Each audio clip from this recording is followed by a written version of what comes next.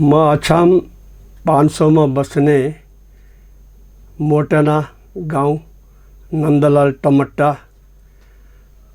आज हाम्रो सामुदायिक नेपाली रेडियो टिमले मलाई यो आध्यात्मिक विषयको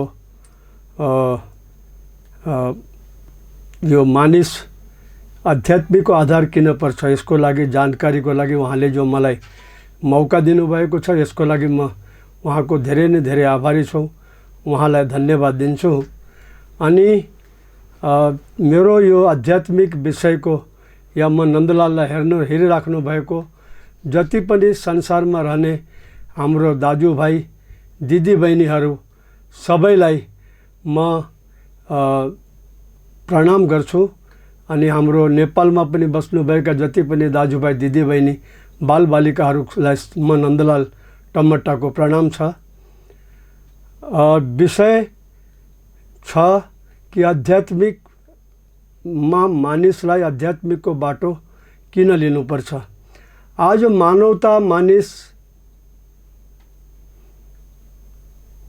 मानवता बिर्सिसकेको छ अनि मानिससँग और नफरतको भावना मानिसको मनमा जागृत भएको कारण मानिस त मन तू ज्योत स्वरूप है अपना मूल पहचान। मानिस संसारमा किन आएको और मानिस त मात्र आत्मा थियो, तर मानिस संसारमा आउनको बादमा तेरो मेरो सानो ठुला और म ठुलो जातको म सानो जातको और म श्रेष्ठ म धनी त गरीब नाना प्रकारका यिनी भेदभावले गर्दा मानिस आफ्नो सम्बन्धीबाट आफ्नो मानवबाट दूर हुँदै गयो। साइन्सले विज्ञानले मात्र टाढाको सम्पर्कलाई नजदिकायो तर मानिस टाढा हुँदै गयो। यसको मेन कारण छ कि म को हुँ, कहाँबाट आएको, मेरो असली स्वरूप क्या हो नजानेको हुँदा मानिस और भ्रममा गयो और अनि मनमा पनि काम क्रोध लोभ मोह अहंकार और माया मोह यसमा यो मन जो छ यसैमा गुन्थियो। मनको यस्तो कर्मले गर्दा आत्मा पनि 84 लाख बन्धनमा बन्धियो। भनेको छ कि मानुष जन्म दुर्लभ है, मिले न बारंबार, जो पक्का फल भुइ गिरे बहुरी न लागे डार। त मानुष जन्म धेरै दुर्लभले प्राप्त हुँदो छ। अहिले बल्ल 84 जन्म भोगी मनुष्य जन्म पाइरहेछु हरे, यस बेला पुरुषार्थ केही नगरे पढ्नेछ धोका भरे। यो धेरै नै दुर्लभमा यो मनुष्य जन्म मिलेको हो, तर यो मात्र यो आफ्नो परिवारको पालन पोषण गर्नु र आफ्नो तेरो मेरो गर्नु र गर्नको लागि मात्र मिलेको होइन कि आफ्नो जीवनको कल्याण गर्नु, आफूलाई चिन्नु कि म को हुँ। मन तू ज्योत स्वरूप है अपना मूल पहचान कि मेरो ज्योत स्वरूप तू एकदम सुन्दर। मनलाई भने कि मन तू सुन्दर आर्सा थी, तर यस माया मोहले गर्दा तू एकदम कालो, आफूलाई कालो बनाई तेरो रूपै बेरङ्ग भइदियो। और त्यस्तै आत्मालाई पनि तिमीले यस 84 लाख बन्धनमा गुन्थ्याइदियो। त अब तिमीले यहाँबाट मुक्त हुन सकेको छैन। अनि पनि जन्मनु, अनि पनि मर्नु, अनि पनि 84 गई पर्नु। त यस बन्धनबाट मुक्त हुनको लागि हामीले मार्ग सोच्नको बजाय हामी यस आत्मालाई नाना प्रकारको राम रङ्ग मेला अनि गृहस्थीको साधन हामी देखाउँछौँ। जस्तै माछालाई हामीलाई पानीबाट हटाएर हामी त्यसलाई आटामा सक्करमा हालेपछि त्यसको जो छ त्यसको आत्मा तडपिरहन्छ, त्यसले फेरि जिन्दा रहन सक्दैन। त्यस्तै हाम्रो आत्मा पनि तडपिरहेको छ, तर हामीले बुझ्न सकेको छैन। जसै भनेको थियो कि अहम ब्रह्मास्मि।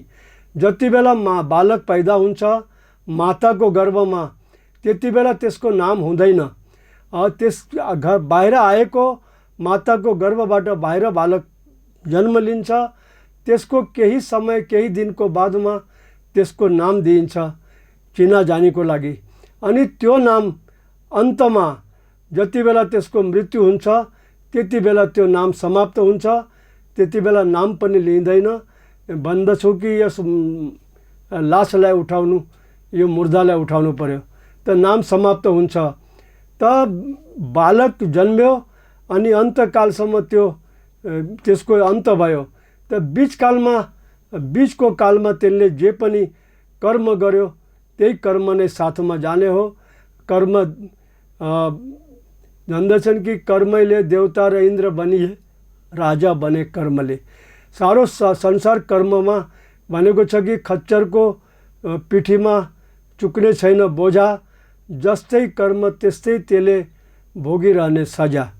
त भनेको छ कि कर्म प्रधान विश्व कर राखा, जो जस करही तसु फल चाखा। त हामीले अब राम्रो कर्म गर्नको लागि यदि हामीले चाहेपछि त्यसको लागि कसरी त राम्रो कर्म गरिसक्ने, त्यसको लागि एक डाइरेक्टर निर्देशकको आवश्यकता हुन्छ।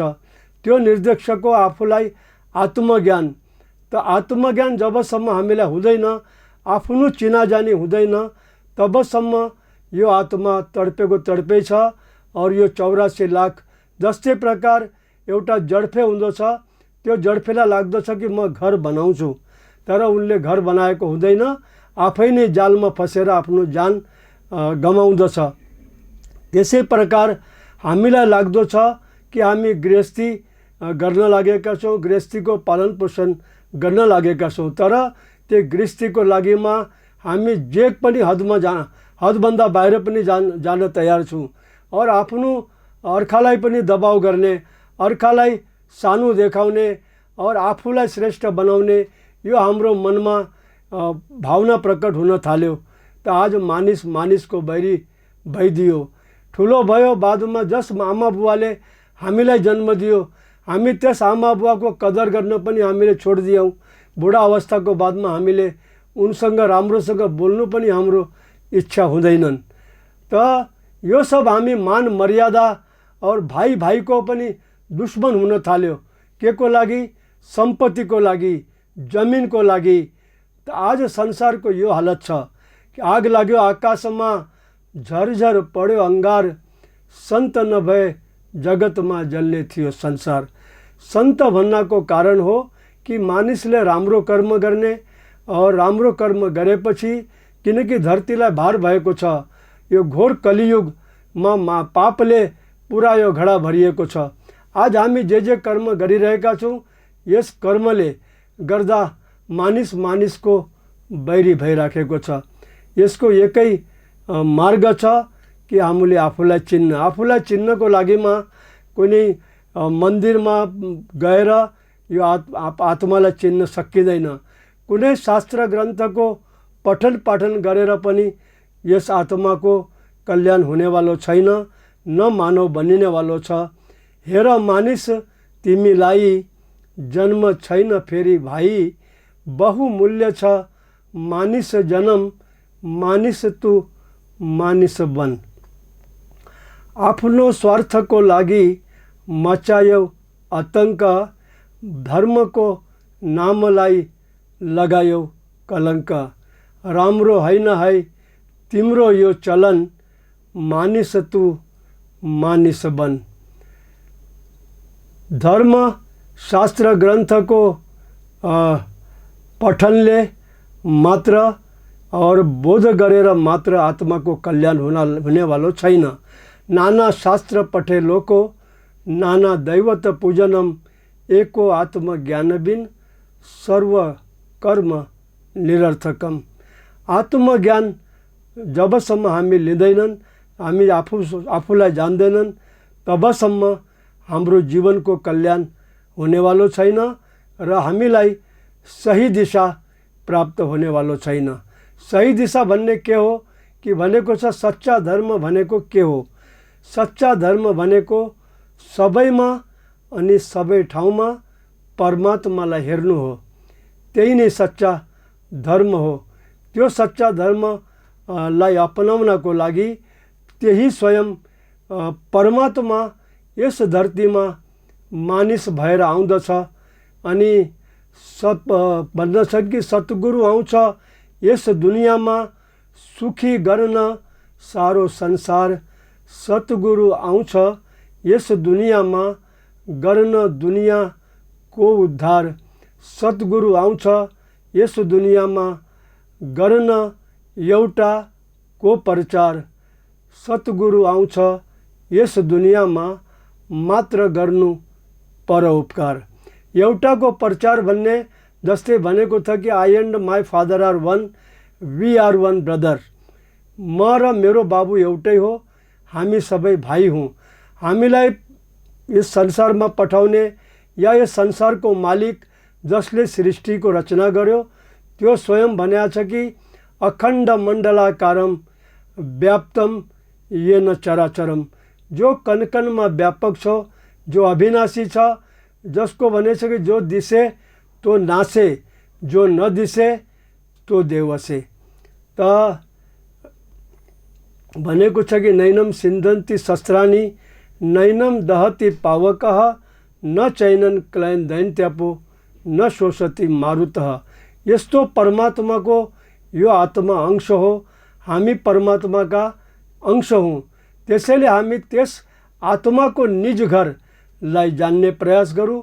यदि हामीले निज घरलाई जानेपछि हाम्रो जो भेदभाव छ, तेरो मेरोको भावना, जाति भेदीको भावना, साना ठुलाको भावना और धनी र गरिबको भावना समाप्त हुन्छ। हामी फेरि सबै एक भाइका तरहले हामी रहन सक्छौँ। त्यसको लागि पूर्ण सद्गुरुलाई को तलास गर्नु आवश्यकता छ, जसले यो आत्मज्ञान दिन्छ, जसलाई ब्रह्म ज्ञान भनिन्छ। कनफुका गुरु तमाम छन्, बेहद का गुरु और बेहद का गुरु मिल गया लगे ठिकाना ठौर। त बेहदको जो गुरु हुन्छ त्यसको हामीले अन्त लिएपछि फेरि हाम्रो ठिकाना ठौर हुन्छ। त म हजुरको यही आफ्नो शब्दलाई टुङ्ग्याउँछु। धर्म भन्ने मानवता धर्म हो। त कसै र सारो संसारमा जति पनि धर्म छन् और त्यस धर्मलाई मानव धर्म सबभन्दा श्रेष्ठ हो। कि मानव धर्म भन्ने कि सबै सारो संसारको मालिक एउटै हो। जस्तै कृष्ण जति बेला अर्जुनलाई सम्झाए, उनीले भने कि हे कृष्ण, सृष्टिका पहिले थिए मै फगत, कोही थिएनन् अरू जो देख्छौ अहिले सबै बुझ तिमी मेरै विभूतिहरू। सृष्टिका पछि फेर महाप्रलयमा म एक रहन्छु फगत, मेरा बाहेक छैन संसार नाश गरिदिने मेरे विकास हो जगत। मेरो रङ्गरूप छैन, म कणकणमा व्यापक छु, म कणकणमा भरिएको छु। त यस्तो परमात्मालाई, यस्तो ईश्वरलाई यदि हामीले जानेपछि हाम्रो जो भेदभाव छ, हाम्रो जो तेरो मेरोको भावना छ, त्यो समाप्त हुन्छ र हामी सबैसँग भनेको छ कि God is love, love is God. हामी फेरि भगवान नै प्रेम हो, प्रेम नै भगवान हो। हामीले सबैसँग प्रेमसँग रहने, सबैको एक दूसराको सहायता गर्ने, एक दूसराको दुख सुखमा काम आउने, यही हाम्रो जीवनको मानिसको कर्तव्य हो। त मानिसले को सही यो कर्तव्य भएपछि हाम्रो राम्रो कर्म हुन्छ। फेरि हामीलाई जो यो कर्म 84 लाख बन्धन छ त्यसबाट हामीलाई मुक्ति मिल्छ अनि फेरि हाम्रो जीवनको कल्याण हुन्छ। म हजुरसम्म यही भन्न चाहन्छु, सुन्नुभएका दाजुभाइ दिदीबहिनीहरू, बालबालिकाहरू, कि हामी राम्रो कर्मतिर जानको लागि सही दिशा, सही निर्देश हामीलाई मिल्नको लागि कुनै तत्त्वदर्शी महात्माको हामी सङ्ग लिउँ, उनको सहायता लिउँ, जसले गर्दा आफ्नो आत्माको लाई चिन्न हामी आसानीसँग चिन्न सक्छौँ र हाम्रो जीवनको कल्याण हुनेछ। यदा यदा हि धर्मस्य ग्लानिर्भवति भारत, अभ्युत्थाय साधूनां तदात्मानं सृजाम्यहम्। परित्राणाय साधूनां परित्राणाय साधूनां और धर्म संस्थापनार्थार्थ संभयामि युगायुगे। धर्मको स्थापना गर्नको लागि, परमात्मा यस निराकारले युग युगमा मानिसको अवतार लिन्छ, मानिस रूपमा आएर संसारलाई को उद्धार गर्छ अनि संसारलाई सही दिशा दिने प्रयास गर्छ अनि आत्माको कल्याण गर्छ। त हामी तत्त्वदर्शी महात्माको खोजी गरौँ ताकि आफ्नो जीवनको कल्याण गरौँ, त्यसले हाम्रो जीवनको उद्धार हुनेछ। और यो संसार असार हो बुझ सके आफ्नो यहाँ के छ र, स्त्री पुत्र शरीर धन दौलत सबै छन् ईश्वरैका भर, आफ्नै छन् ती भने किन छुटे, अहिले म एउटै किन, तस्मात् केही छैन आफ्नो बसमा, यही सोच रात दिन, अहिले श्रेय हुने पछि सुख हुने, धन्दा छिनिहाल है, आगलागी घरमा सकेपछि कुवा, खन्दा हुने छैन है। त अहिले मौका छ, हामीलाई चेतन शक्ति यो मानुष जन्म मात्रै हामी चेतन गरिसक्छौँ, नत्र बाँकी नाना योनि जो छ त्यो खालि भोग्ने योनि हुन्। र यो चेतन शक्ति मानव योनिमा हामी चेतन गर्न सक्छौँ और हामी चेतिसक्छौँ, हामी सम्झन सक्छौँ के हामीले सही गर्नु छ और के गलत छ। त्यसैले म हजुरसम्म निवेदन गर्छु कि सही दिशातिर जाउँ, आफ्नो मनलाई हामी स्थिर गरौँ अनि सत्यतिर यस मनलाई लगाऊँ, ताकि मनले गर्दा, कि मन भनेको छ कि मन ही देवता, मन ही ईश्वर, मन से बड़ा न कोई, मन अंधियारा जब जब फैले जग अंधियारा होई। त मन तू ज्योत स्वरूप है, आफ्नो मूल पहिचान। आफ्नो मूल जडलाई जानेपछि, मन स्वच्छ भएपछि और मन मन्दिर त्यस्तै बन्दैन, भगवान बसाल्नु पर्दछ और भक्तिवालो नित्य नित्य यसमा दियो जगाउनु पर्दछ। भक्तिवालो भन्ने भगवानको नाम लिने, भगवानलाई पहिला जान्ने, बिन जाने प्रीत न होई, बिन जाने भक्ति न होई। बिना जानेर कसैको मतलब परमात्माको भक्ति हुन सक्दैन, मात्र कल्पनाले हाम्रो जीवनको कल्याण हुने छैन। त पहिला जान्नु छ त्यस चिजलाई, परमात्मालाई, त्यसको पछि आफूले यस जीवनको कल्याण गर्नु छ। मानिस भन्ने धेरै ठुलो, मानव भन्ने नि अहम ब्रह्मास्मि, मानिसै नै परमात्माको रूप हो, मानिसमा नै परमेश्वर छ। यदि हामीले सम्झेपछि, हर मानिसको सत्कार गरेपछि, हर मानिसको पूजा गरेपछि, हर मानिससँग प्रेम गरेपछि नै भगवान प्रसन्न हुन्छ। यदि हामीले भगवानलाई प्रसन्न गर्नु छ भने चाहिँ भगवानले जन्म दिएका मानिसहरूसम्म हामीले प्रेम गर्नुपर्छ। र यो सृष्टिमा यो 2 दिनको सत्ययुग, त्रेतायुग, द्वापर युग अनि कलियुग, 4 युगमा 33 कोटी देवताहरू कसैले अवतार लिए, कोही प्रकट भए अनि कोही देवताको रूपमा संसारमा भए। तिनीमध्ये जो संसारमा आएर यहाँ संसारबाट नश्वर शरीर त्यागेर जो गइसके, तिनको हामीले नाम लिएर हाम्रो उद्धार हुनेवालो छैन। जो समयको तत्त्वदर्शी सन्त छन्, महात्मा छन्, तिनको हामीले सङ्ग गरेर, तिनको शरणमा गएर हामीले आफ्नो जीवनको कल्याण गर्नु छ और जीवनको उद्धार गर्नु छ। यो संसारमा सबै और एक दूसराको स्वार्थी, एक दूसरालाई ठग्ने, एक दूसरालाई दबाउने और एक दूसराको अपमान गर्ने, एक दूसरासँग नफरत गर्ने, यही संसारमा फैलिरहेको छ। त यसबाट दूर गर्नको मार्ग एकै छ कि हामी सत्य मार्गलाई अपनाऊँ, सत्यको सङ्गमा जोडौँ और सत्य ओढौँ, सत्य बिछाऊँ अनि सत्यसँगै हामी सत्य बोलौँ, सत्य गरौँ, जसले हाम्रो जीवनको कल्याण हुने बाटो छ। कि यो संसारमा हामी जो गृहस्थी गर्न लागेका छौँ, कोही पनि और कायम छैन, सबै 2 दिनको सपना हो, माया हो, नश्वर हो। त्यसलाई हामी और स्थिर मानेर हामीले त्यसमा नभुलौँ, अगाडिको मार्ग आफ्नो जीवनको उद्धार हुने सोचौँ। यही म हजुरसँग निवेदन गर्न लागेको छौँ। आउनुहोस् कि जो पनि मैले हजुरलाई निवेदन गरेँ कि सत्यको मार्ग लिने, तत्त्वदर्शी महात्माको खोज गर्ने, आफ्नो जीवनको कल्याण कसरी हुने हो, 84 लाख बन्धनबाट मुक्त हामी कसरी हुन सक्ने हौँ र यस मनलाई हामी पवित्र सही दिशा दिएर मनलाई पवित्र शुद्ध आर्सा जस्तो हामी कसरी गर्न सक्ने हो, यसतिर हामीले मनलाई लगाउने और आफ्नो जीवनलाई शुद्ध बनाउने। किन भनेको छ कि ये beautiful life can be incited any time.